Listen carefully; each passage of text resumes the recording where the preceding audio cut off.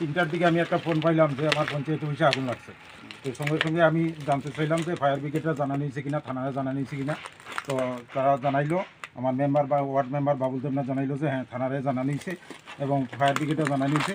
Fire brigade আইছে, তারা বহু চেষ্টার পর আগুন কোনো রকম আয়ত্তে আনছে। তো পঞ্চায়েতের সমস্ত রেকর্ডপত্র যা আসবাবপত্র আছিল সবই আগুনে ভস্মীভূত হয়ে গেছে। এটা বাগবাসা গ্রাম পঞ্চায়েত। আগুনটা কীভাবে লাগছে ঠিক আমরা জানি না। হঠাৎ প্রতিবেশীরা আগুন দেখিয়ে আমরা মেম্বাররা জানাইছে। আগুনে তো অনেক কিছু ক্ষতি হয়েছে।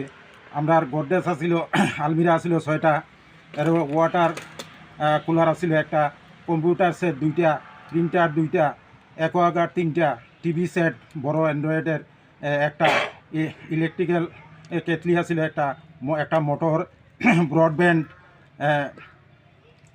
এরপরে স্টিলের একটা বড় প্রদীপ আছিল, ওয়াটার ফিল্টার 6টা আছিল, লাইব্রেরি বুক আছিল 500, ফ্যান 7টা, চেয়ার প্লাস্টিকের 20টা, স্টিল চেয়ার 20টা, স্টিল র্যাক আছিল 3টা, টেবিল কাঠের আছিল 4টা, টেবিল স্টিলের আছিল 4টা, এবং সমস্ত রেকর্ডপত্র এবং আমার পঞ্চায়েত বিল্ডিং 3টা রুম সবই ভস্মীভূত হয়ে গেছে। তার মধ্যে আমরা পাবলিকে দেওয়ার জন্য ডাস্টবিন আছিল 7টা, ভলিবল আছিল খেলাধুলার সামগ্রী হিসাবে 4টা ভলিবল এবং 2টা নেট, এরপরে একটা সিনটেক, সবই জ্বলিয়া ভস্মীভূত হয়ে গেছে।